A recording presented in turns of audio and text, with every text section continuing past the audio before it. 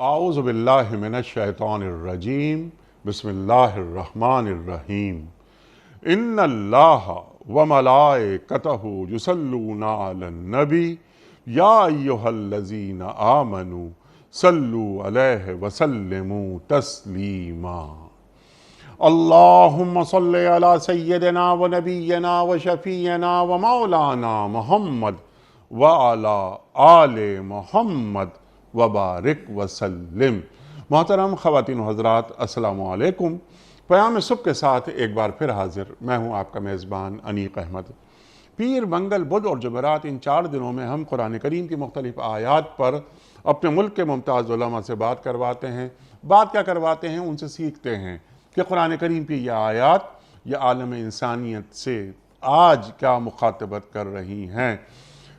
ये जो कुरान करीम की आयात जो नाजिल हो रही थी तो शान नुज़ूल क्या था, और उनको जोड़ते हैं हालात हाज़रा से, लम्हे मौजूद से, कि आज कुरान करीम की ये आयात हमसे क्या मुखातबत कर रही हैं और अल्लाह के रसूल सल्लल्लाहु अलैहि वसल्लम के हमसे क्या क्या तकाज़े हैं। अल्लाह हमें कहाँ देखना चाहता है, अल्लाह हमें कैसा देखना चाहता है। हम अक्सर ये बात अर्ज़ करते हैं कि ज़मीन वालों से ये अल्लाह का आखिरी कलाम है और इस कलाम की हिफाजत अल्लाह ने अपने ज़िम्मे ली है।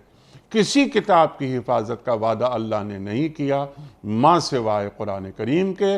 इन्ना नहनु नज़्ज़लना ज़िक्रा व इन्ना लहू लहाफ़िज़ून। जुमा और हफ्ता इन 2 दिनों में हम कुरान करीम की आयात पर बात नहीं करवाते, बल्कि आपकी जानिब से आए हुए सवालात रखते हैं अपने अहद के एक जय्यद मुफ्ती साहब की खिदमत में और उनसे हासिल करते हैं कुरान व सुन्नत की रोशनी में अपने लिए रहनुमाई। हमारे आज के मुअज़्ज़ज़ मेहमान मोहतरम मुफ्ती मुनीबुर्रहमान साहब। ख़वातीन हज़रात, मुफ्ती मुनीबुर्रहमान साहब हमारे मुल्क का एक जाना माना नाम, महबूब और मकबूल नाम। मुफ्ती साहब से हमेशा हम सीखते हैं और तकरीबन कोई 20 साल से प्रोग्राम में आ रहे हैं हमारे साथ। वो कभी ऐसा नहीं हुआ कि हमने मुफ्ती साहब से ना सीखा हो। मुफ्ती साहब को खुशामदीद कहते हुए प्रोग्राम का आगाज़ अल्लाह ताला के बाबरकत नाम से सूरह आले इमरान और आयत नंबर 164। औज़ु बिल्लाहि मिनश्शैतानिर्रजीम बिस्मिल्लाहिर्रहमानिर्रहीम। लक़द मन्नल्लाहु अलल मुअ्मिनीन इज़ बअस फ़ीहिम रसूलन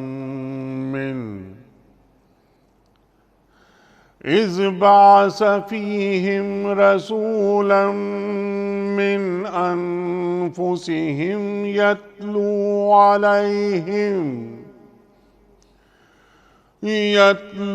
अलैहिम आयातिही व युज़क्कीहिम व युअल्लिमुहुमुल किताब वल हिक्मा व इन कानू मिन क़ब्लु लफ़ी दलालिम मुबीन।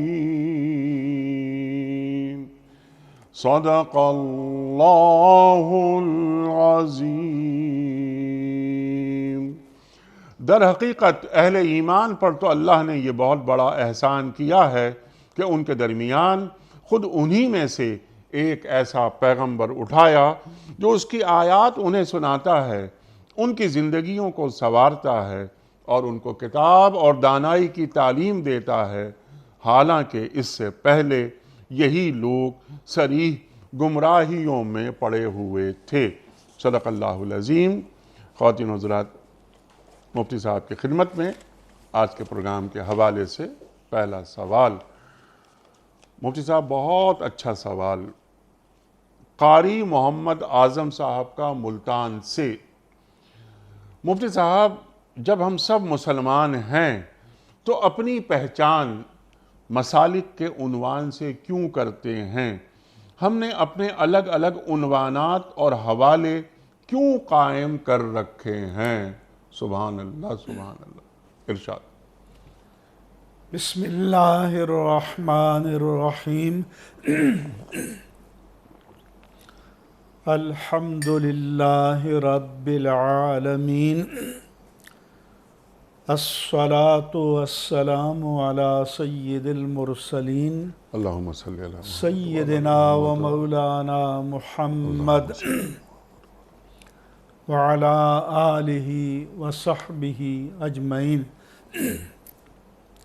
انیق احمد صاحب، اس بات میں کسی کا کوئی اختلاف نہیں ہے، نہ ہی دو رائے ہیں کہ ہمارا دین اسلام ہے اور حضرت آدم علیہ السلام سے لے کر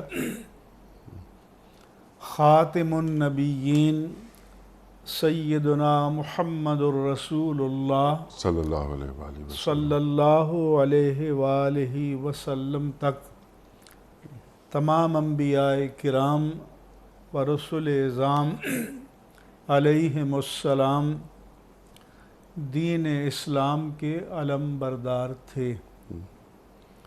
یہ جو یہودیت یا نصرانیت کی اصطلاحات ہیں، یہ ان انبیاء کرام نے متعارف نہیں کرائیں، یہ بعد میں ان کے ماننے والوں نے اپنے لیے یہ عنوانات یا پہچان مقرر کر دی۔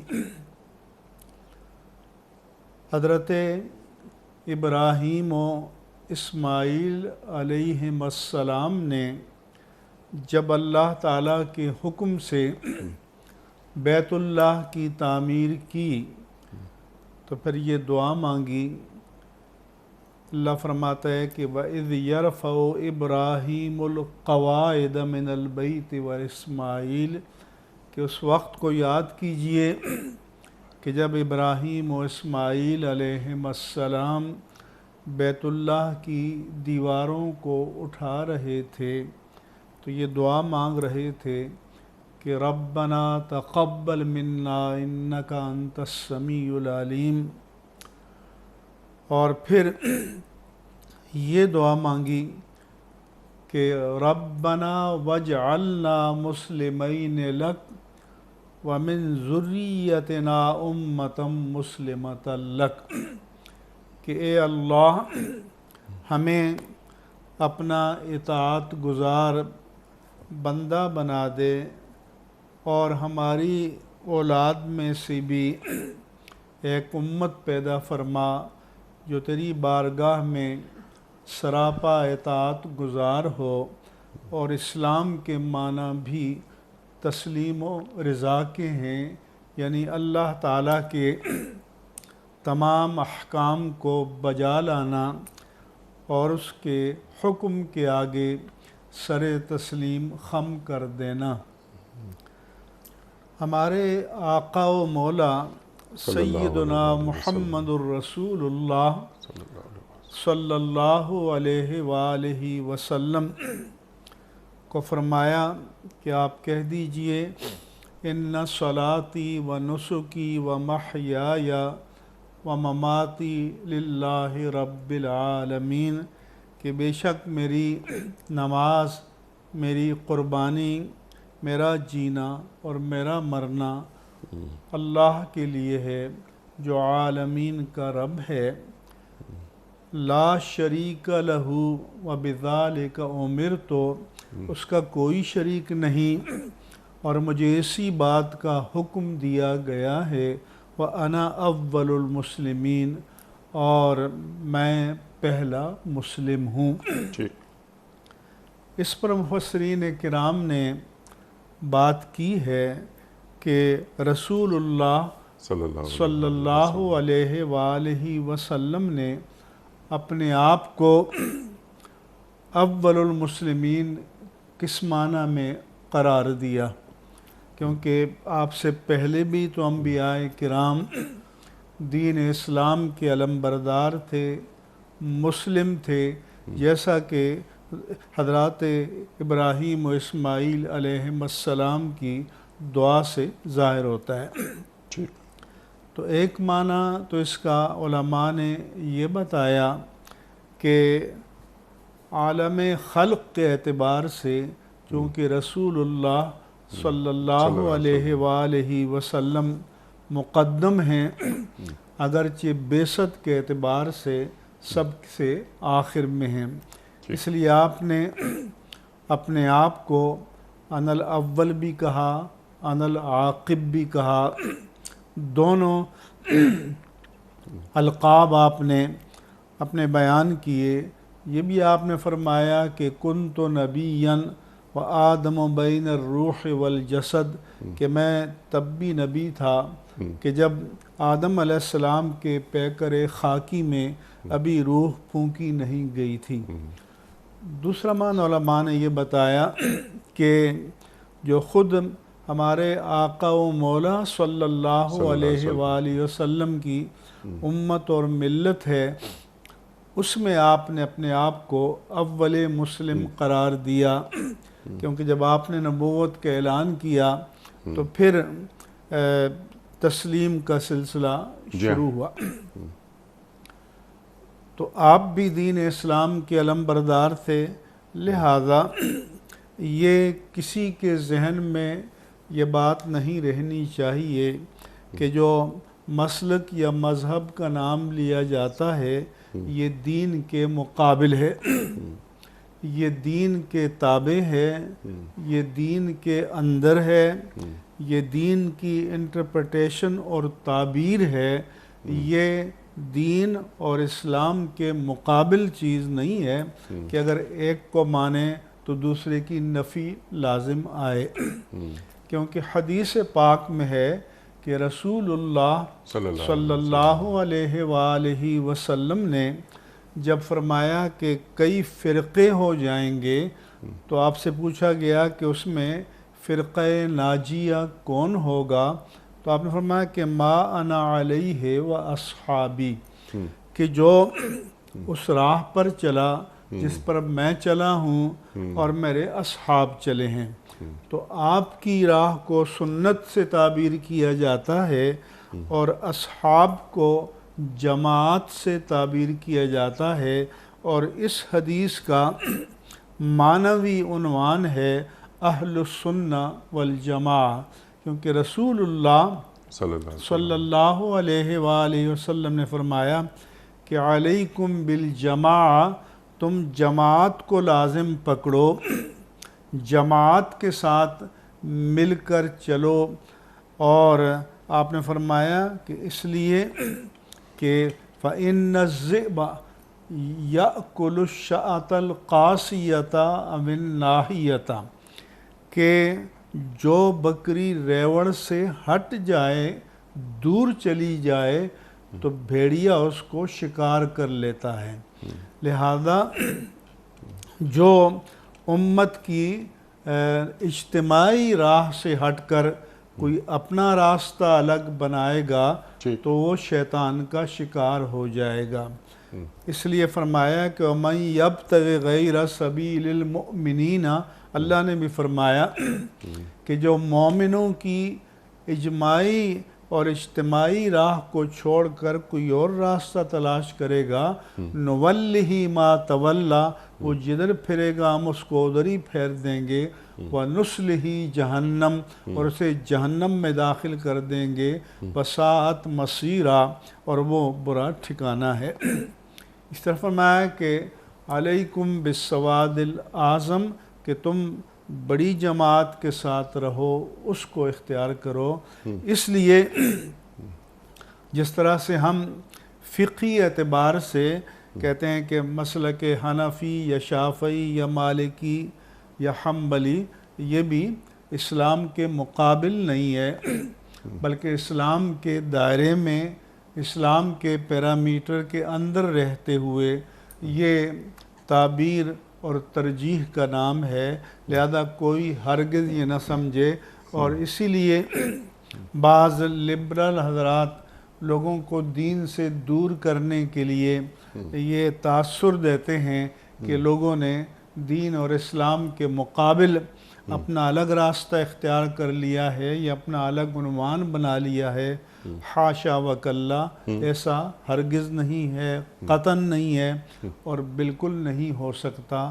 ہم سب دین اسلام کے علمبردار ہیں، ہم سب مسلم ہیں، اور ہوا سماکم المسلمین، اور انہوں نے تمہارا نام مسلم رکھا ہے، یہ قرآن نے رکھ دیا ہمارا من نام۔ قبل وفی ھذا، پچھلی امتوں میں بھی اور اس امت میں بھی ہمارا نام مسلم ہے، ہم مسلمان ہیں، دین ہمارا اسلام ہے۔ سبحان اللہ، سبحان اللہ۔ وہ جو دین کی روح ہے، دین کا پیغام ہے، وہ آپ نے بیان فرما دیا بالتفصیل۔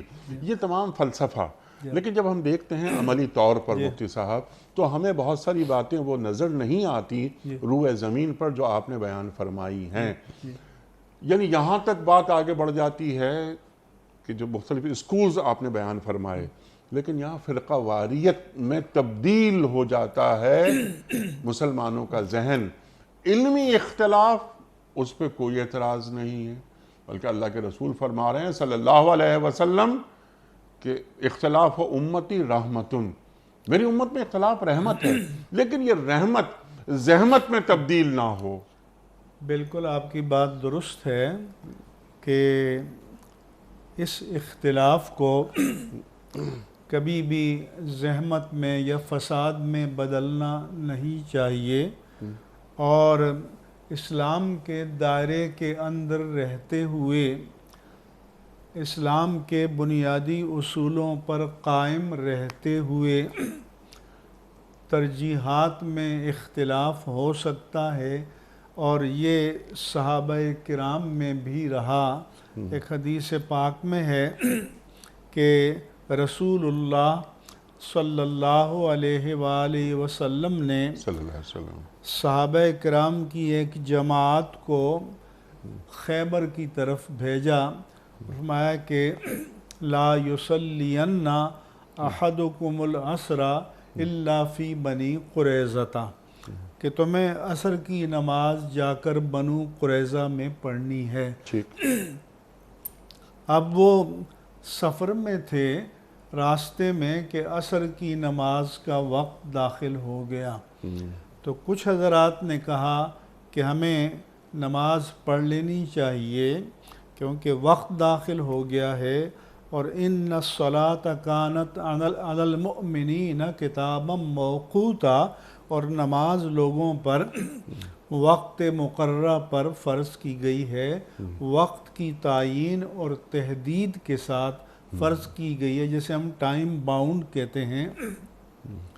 دوسرے حضرات نے کہا کہ چونکہ حضور نے فرمایا تھا کہ تم نے عصر کی نماز بنو قریظہ میں جا کر پڑھنی ہے، اور وقت میں اتنی گنجائش تھی کہ وہ بنو قریظہ پہنچ کر وقت صحیح میں نماز ادا کر سکتے تھے، لہذا کچھ نے راستے میں پڑھ لی اور کچھ نے وہاں پہنچ کر پڑھ لی۔ پھر جب وہ مدینہ منورہ واپس حضور کی بارگاہ میں حاضر ہوئے اور انہوں نے اپنے اس اختلاف رائے عمل کے بارے میں حضور کی بارگاہ میں عرض کیا، تو اس حدیث میں ہے کہ فَلَمْ يُعَنِّفْ أَحَدًا، آپ نے کسی کو ملامت نہیں کیا، کیوں کہ دونوں کا مقصد اتباع رسول تھا، تعمیل ارشاد رسول تھا۔ ان میں سے کسی ایک کا مقصد بھی حضور کے حکم کی نفی نہیں تھی۔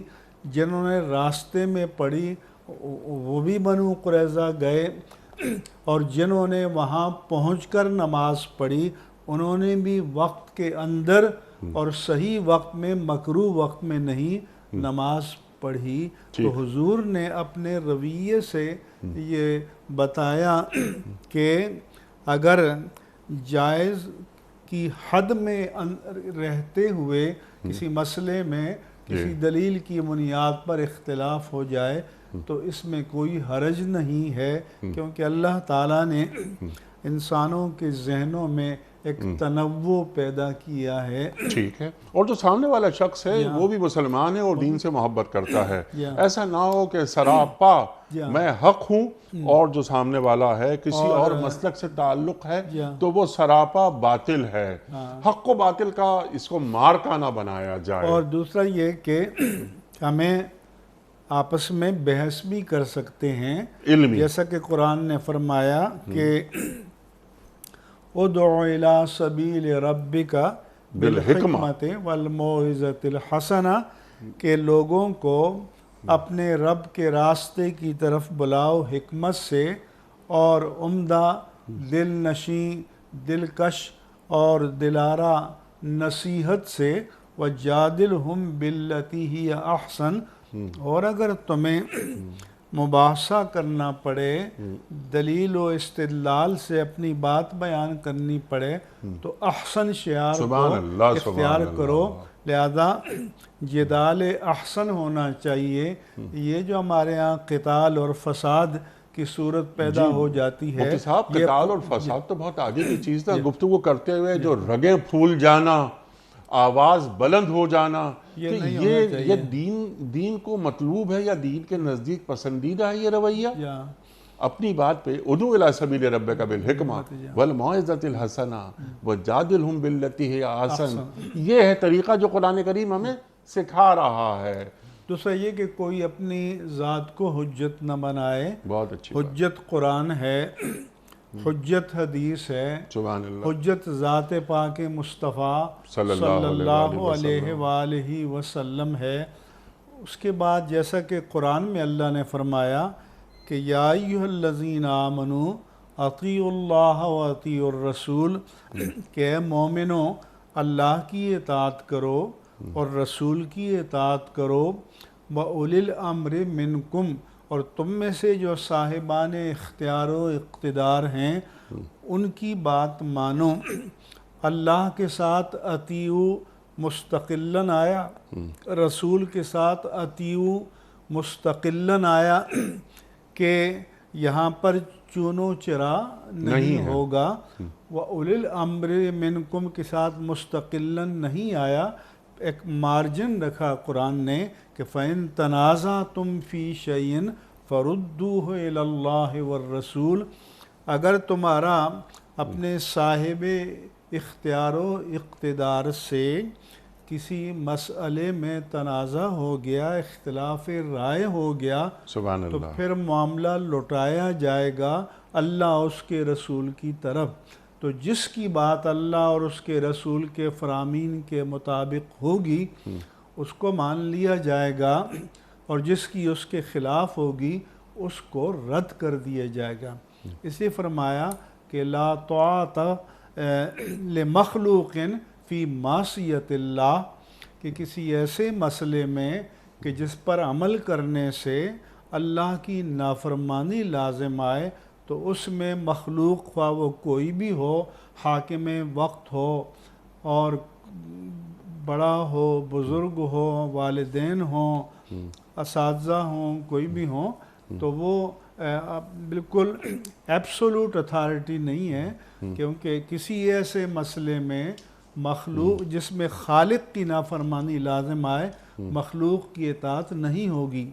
اور رسول اللہ صلی اللہ علیہ وآلہ وسلم کے پہلے خلیفہ راشد حضرت ابو بکر صدیق رضی اللہ عنہ نے جب اپنا پہلا خطبہ خلافت ارشاد فرمایا تو اس میں آپ نے بیان فرمایا کہ ان احسنت فاعینونی وان اسأت فقومونی، اگر میں جادہ مستقیم پر ٹھیک ٹھیک چلوں تو تم میری مدد کرو، اور اگر بفرض محال میں راستے سے ہٹ جاؤں تو تم مجھے سیدھا کر دو.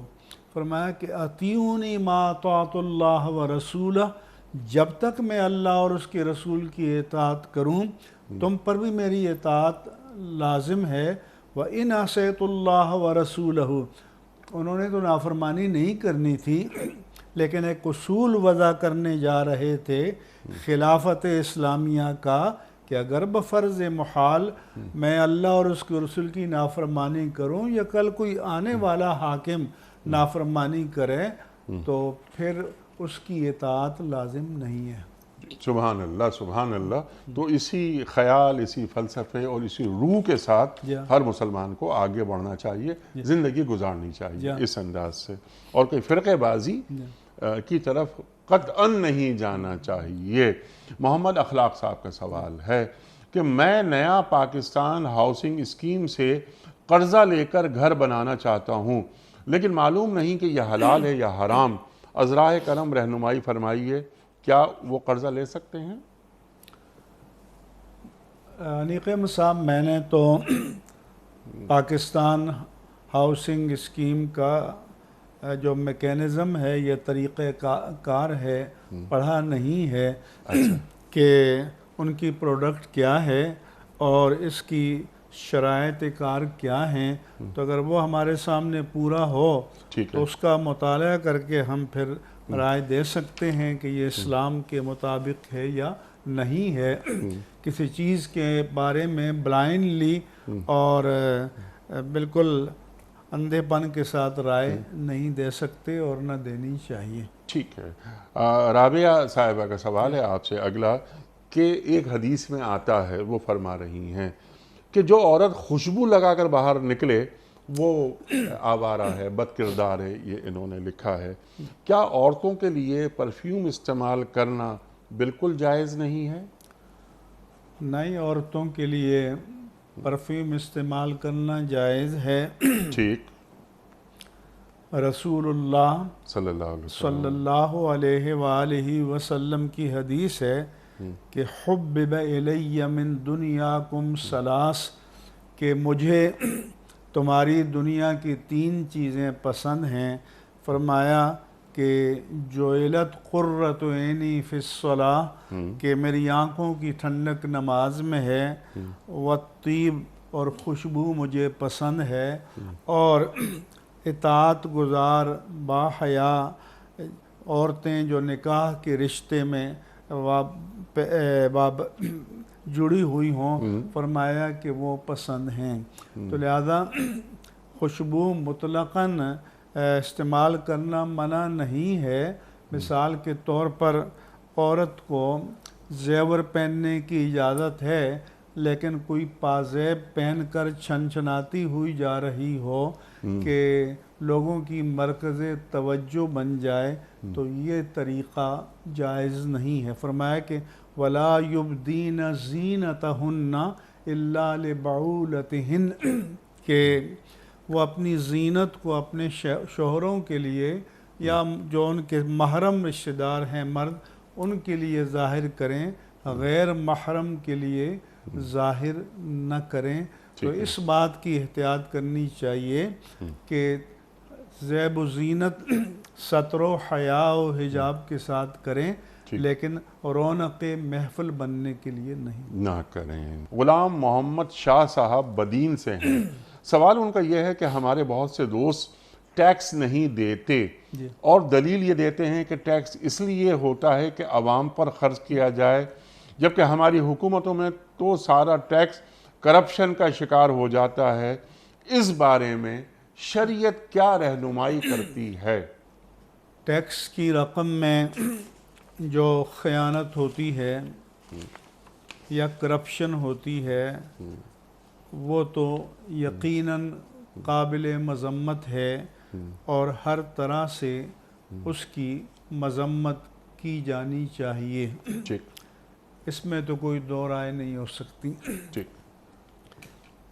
اس کے بعد ان کا یہ کہنا کہ ہم حکومت کو ٹیکس دیں یا نہ دیں، تو حکومت وقت کے جو قوانین اسلامی طالبات سے متصادم نہ ہوں تو ان پر عمل کرنا چاہیے، کیونکہ قانون شکنی کی صورت میں مومن کی عزت پر حرف آتا ہے، اور مثلا وہ قانون کے شکنجے میں لیتے ہیں یا جیل میں ڈالتے ہیں یا کوئی اور طریقہ اختیار کرتے ہیں، تو مومن کو اپنی عزت کا، آبرو کا تحفظ کرنا چاہیے، جیسا کہ ایک حدیث پاک میں فرمایا کہ لا ينبغی لمؤمن ان یذل نفسہ، کہ مومن کے لیے یہ بات اس کے شایان شان نہیں کہ اپنے آپ کو ذلت سے دوچار کرے۔ ٹھیک، تو صحابی نے عرض کی یا رسول اللہ صلی اللہ علیہ وسلم کیف یذل نفسہ، وہ اپنے آپ کو ذلت سے دوچار کیسے کرتا ہے؟ تو حضور نے فرمایا کہ اپنے آپ کو ایسی مشکل سے دوچار کر دیتا ہے کہ جس سے آبرو مندانہ طریقے سے نکلنے کا راستہ نہیں رہتا۔ لہذا ہر وہ قانون جو اسلامی تعلیمات کے مخالف نہ ہو تو ہم ان قوانین کی قانون شکنی کا مشورہ نہیں دے سکتے، خواہ یہ ٹریفک کے قوانین ہوں، خواہ ریاست کے اور قوانین ہوں۔ اس کے ساتھ ساتھ جو سوال ہمارے لوگ کرتے ہیں، جیسا کہ آپ کو بھی جن صاحب نے بھیجا ہے کہ چونکہ ٹیکس وصولی میں یا اس کے خرچ کرنے میں خیانت ہوتی ہے اور ٹیکس لوگوں پر پورا خرچ نہیں ہوتا، تو اس کو ٹیکس چوری کا جواز تو نہیں بنا سکتے، لیکن جو ایسا کرتے ہیں ان کا یہ فعل حرام ہے اور ناجائز ہے، اور ان کو ایسا کسی بھی صورت میں نہیں کرنا چاہیے۔ شریعت اس کی اجازت نہیں دیتی۔ اگر سرکاری افسران کرپٹ ہیں تو مطلب یہ نہیں کہ ٹیکس دینا چھوڑ دیا جائے، سسٹم ایسا بنایا جائے کہ کرپشن کا گلا گھونٹ دیا جائے۔ سسٹم، آپ نے صحیح فرمایا کہ سسٹم کو اور نظام کو صحیح کیا جائے۔ ہمارے ہاں جو کاوشیں ہوتی ہیں تو وہاں ہم یہ دیکھتے ہیں کہ شفافیت نظر نہیں آتی، ایسا احتساب نظر نہیں آتا جو غیر جانبدارانہ ہو، آزادانہ ہو، کسی جانبداری کا کوئی تأثر پیدا نہ ہوتا ہو۔ تو جب اس طرح کے تاثرات پیدا ہوتے ہیں یا اس طرح کی خیانتیں ہوتی ہیں تو پھر لوگوں کا نظام پر جو اعتماد ہے وہ اٹھ جاتا ہے اور اعتماد مجروح ہو جاتا ہے۔ جیسے ابھی ایک رپورٹ ہمارے میڈیا میں آئی کہ باہر سے کرونا متاثرین کی اعانت کے لیے یا کرونا کے نتیجے میں جو لوگوں کے لیے مشکلات پیدا ہوئیں، اس کے لیے باہر سے 1140 ارب روپے آیا، اور انہوں نے پابند کیا تھا کہ اس کو آڈٹ کر کے آپ آڈٹ رپورٹ باقاعدہ ویب سائٹ پہ ڈالیں گے۔ پہلے تو 6 مہینے تک ڈالا نہیں گیا، اب جو ڈالا گیا IMF کے دباؤ کے نتیجے میں تو میڈیا رپورٹ کر رہا ہے کہ 40 ارب روپے کی خیانت ہے جس کا کوئی ثبوت نہیں ہے۔ اور یہ میڈیا رپورٹ نہیں کر رہا بلکہ میڈیا جو سرکاری ادارہ ہے، یعنی جو اکاؤنٹنٹ جنرل پاکستان ہے، وہاں سے جو وہاں کی رپورٹ آئی اس کو بیان کر رہا ہے کہ یہ سرکاری رپورٹ یہ ہے۔ وہ بھی 30 جون 2020 یا 2021 تک ہے، کیونکہ یہ صرف 340 ارب کا حساب وہاں پیش کیا گیا ہے، باقی تو ابھی حساب ہی نہیں پیش کیا گیا کہ اگر وہ سامنے آئے گا تو اس کی صورتحال کیا ہوگی۔ اللہ اکبر، یعنی کورونا کے حوالے سے جو امداد آئی اس میں بھی کرپشن، یعنی اقوام عالم نے تو مدد کی آپ کی، اور مدد کا مطلب یہ تھا کہ جو اس کورونا کے نتیجے میں بے روزگاری سے متاثر ہوئے یا جو پورسٹ آف دا پور کلاس تھی یا جو لوئسٹ کلاس تھی، ضرورت مند لوگ تھے، یہ پیسہ پوری دیانت و امانت کے ساتھ ان کو پہنچایا جاتا اور اس میں کوئی خیانت نہ ہوتی۔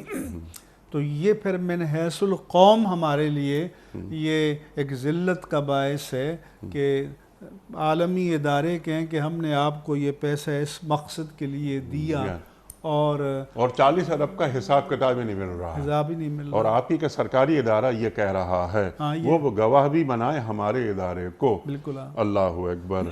اگلا سوال، اور اب کہہ رہے ہیں کہ اب تو آئی ایم ایف کے دواؤں پر جو ہے وہ فنانس ڈپارٹمنٹ کی ویب سائٹ پر ڈالا گیا ہے، تو تبھی تو میڈیا نے اس کو پک کیا۔ جی ہاں بالکل کہ جناب والا، اور یہ آپ کے سرکاری اعداد و شمار ہیں۔ آڈیٹر جنرل آف پاکستان کی یہ رپورٹ ہے۔ جی جی جی، یہ ان کی رپورٹ ہے جو جیسا آپ نے فرمایا کہ میڈیا پہ آ چکی ہے یہ۔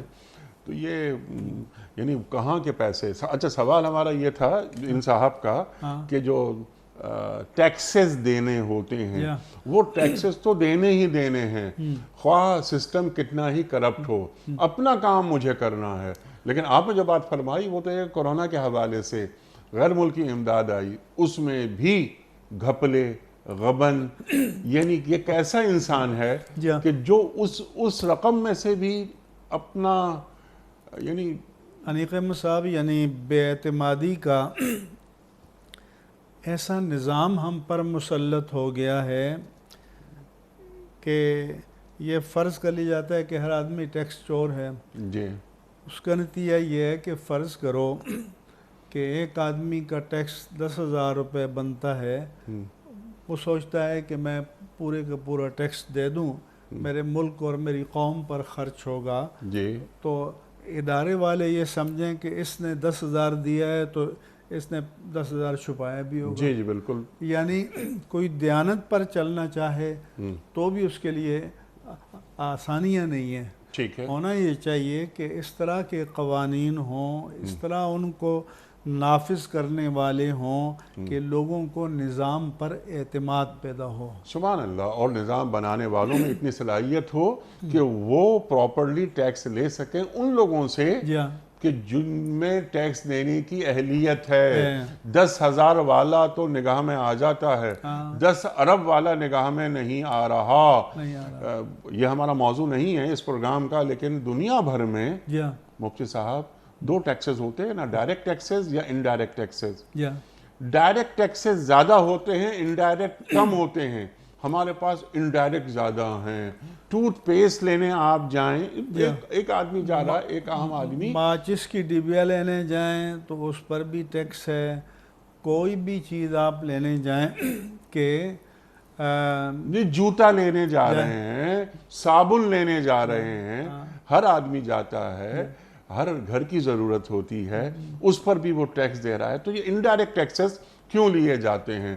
پھر ایک بات اور کہ جو سیلریڈ کلاس لوگ ہیں ان کی تنخواہوں سے کٹ جاتا ہے، باقی سیلریڈ کلاس کو ہٹا دیا جائے، باقی کتنے لوگ ٹیکس دے رہے ہیں اس ملک میں، ایک سسٹم بنایا جائے، سسٹم یعنی ایسا جیسا سسٹم باہر ہے۔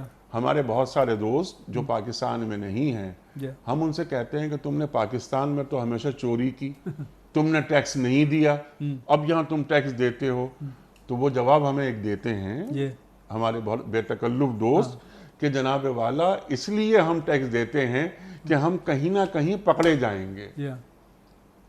تو فگار صاحب ایک بات کہتے تھے، دلاور فگار صاحب، کہ لے کے رشوت پھنس گیا ہے، دے کے رشوت چھوٹ جا۔ وہ مجید لاہوری کے زمانے میں یہ فرمایا تھا کہ دے کے رشوت پھنس گیا ہے، لے کے رشوت پھنس گیا ہے، دے کے رشوت چھوٹ جا۔ تو ایک سسٹم بنانا پڑتا ہے اور اس کو نافذ کرنا پڑتا ہے۔ محض یعنی اخلاقیات کی بنیاد پر ہی آگے نہیں بڑھتی بات، ایک قانون کا ڈنڈا بھی رہے ساتھ ساتھ۔ ٹھیک ہے نا مفتی صاحب؟ اچھا، چند ویڈیو کوئسچنز ہم رکھ رہے ہیں آپ کی خدمت میں، جو ہم نے یہاں پاکستان کے مختلف شہروں میں کھڑے ہو کر عوام الناس سے ریکارڈ کیے ہیں، ہم رکھتے ہیں آپ کی خدمت میں۔ پہلا سوال،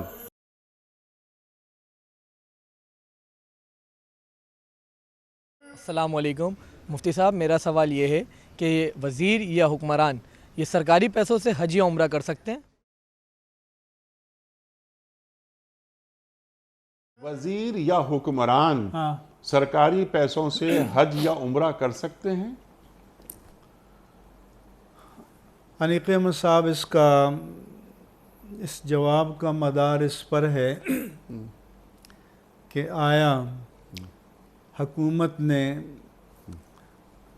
جو ان کے لیے شرائط کار متعین کی ہیں یا ان کے لیے جو سہولتیں طے کی ہیں، اگر ان میں یہ حج اور عمرہ کرنا شامل ہے تو پھر تو درست ہے، اور اگر نہیں کیے اور ہیلے بہانے سے سفر نکال کر کرتے ہیں تو پھر یہ درست نہیں ہے. پھر یہ درست نہیں ہے. اگر یہ رعایت انہیں حاصل ہے تو وہ ضرور چلے جائیں. اگر رعایت حاصل نہیں ہے اور وہ حج اور عمرہ کر رہے ہیں تو کیا یہ بھی کرپشن کی شکل ہے؟ اب ایک تو کرپشن یہ ہے نا کہ دھوکہ دے کر جائیں. ایک کرپشن کی صورت یہ ہے کہ حکمران اپنے من پسند لوگوں کو نوازیں. ٹھیک. تو اب یہ حکمرانوں کو چاہیے کہ ہر چیز کے لیے ایک طے شدہ میرٹ اور معیار مقرر کریں. اس میرٹ اور معیار پر آنے والا ان کا اپنا ہو یا غیر ہو تو پھر سب کو یکساں سہولت ملے تو جائز ہے، اور اگر امتیاز برتا جائے تو پھر جائز نہیں ہے. پھر جائز نہیں ہے. اور مفتی صاحب یہ حج اور عمرہ حاضری ہو رہی ہے، بیت اللہ شریف میں حاضری ہو رہی ہے، روزہ رسول کریم صلی اللہ علیہ وآلہ وسلم پر حاضری ہو رہی ہے، تو وہ بھی میں کسی اور کے پیسوں سے، مانگے ٹانگے کے پیسوں سے یا میں سرکار کے پیسوں سے میں کھڑا ہوں، میں طواف کر رہا ہوں، میں حجر اسود کو بوسہ دے رہا ہوں، اور ان پیسوں سے میں یعنی اپنی کمائی، حق حلال کی کمائی، اپنے پسینے کی کمائی، پھر میں جاؤں کہ اے اللہ میں آ گیا ہوں. یہی تو وجہ ہے کہ ہمارے صاحبان اقتدار ان باتوں کو اپنے فضائل میں بیان کرتے ہیں کہ میں روضہ رسول کے اندر گیا، میں بیت اللہ کے اندر گیا. تو ہم کہتے ہیں کہ بیت اللہ کے اندر جانا یا روضہ رسول کے اندر جانا بہت بڑی سعادت ہے، مگر یہ تب ہے جب کہ اطاعت الہی اور اطاعت مصطفیٰ کے دائرے میں رہ کر جایا جائے. سبحان اللہ، سبحان اللہ. وہ ہمارے ایک سابق صدر صاحب تھے، وہ کہتے تھے کہ میں اندر گیا، باب توبہ میں نماز پڑھی، فلاں ہو گیا. تو ہم نے کہا یہ مطلقاً اعزاز نہیں ہے.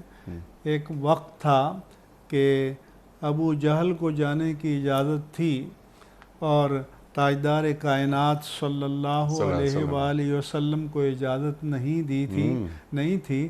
تو اس لیے بیت اللہ میں وہ جانا باعث فضیلت اور باعث عظمت اور ایک مومن کے لیے اعزاز و افتخار ہے جو اللہ تعالیٰ کی بندگی میں جائے، اللہ کے رسول کی محبت میں جائے. اور اگر حکمران تو باوسائل ہوتے ہیں، اپنے وسائل سے جائیں کہ بھئی ہم یہ اللہ کو راضی کرنے جا رہے ہیں، تو یہ کام تو ہمیں کم از کم اپنی جیب سے کرنا چاہیے، اپنی ذات سے کرنا چاہیے.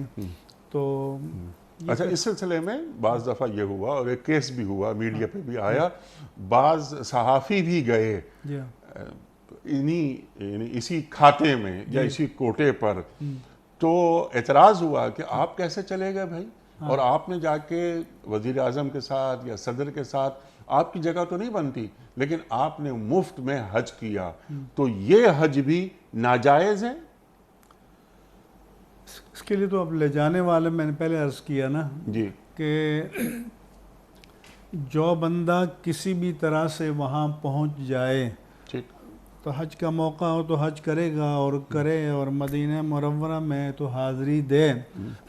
یہ کہ اس کا جانا درست ہے یا نہیں، یا جن کے جو لے جا رہے ہیں ان کے پاس اس کا اختیار ہے یا نہیں ہے کہ پبلک کے پیسے میں یہ تصرف کریں، یہ بنیادی سوال ہے. تو اس کے اصول ان کو خود طے کر لینے چاہیے تاکہ ان کی روشنی میں لوگ ان سے حساب لیں یا ان سے پوچھیں. جی سبحان اللہ، سبحان اللہ. یعنی حرام پیٹ میں ہو اور حرام کمائی کے ذریعے آدمی بیت اللہ شریف میں حاضری دے یا روزے رسول کریم صلی اللہ علیہ وآلہ وسلم پہ کھڑا ہو اور جب یہاں سے جا رہا ہو تو پھر وہ لبیک اللہم لبیک لبیک لا شریک لک لبیک پڑھتے ہوئے جا رہا ہے. اسے پتا ہے کہ میں کسی اور کے پیسے، کسی اور کے کیا، ریاست کے پیسوں پر حج کر رہا ہوں. تو پھر یہ کیسا کہ میں حاضر ہوں، میں حاضر ہوں، اے اللہ میں حاضر ہوں. تو یہ کیسے، یہ تلبیہ کیسے پڑھا جاتا ہے؟ خیر بہرحال، لیکن آپ نے بہت اچھی بات یہ فرمائی کہ پہلے یہ طے کر لیا جائے کہ میں سرکاری خرچ پر حج اور عمرہ کرنے کا مجاز ہوں بھی یا نہیں. ٹھیک ہے، اگلا سوال مفتی صاحب کی خدمت میں.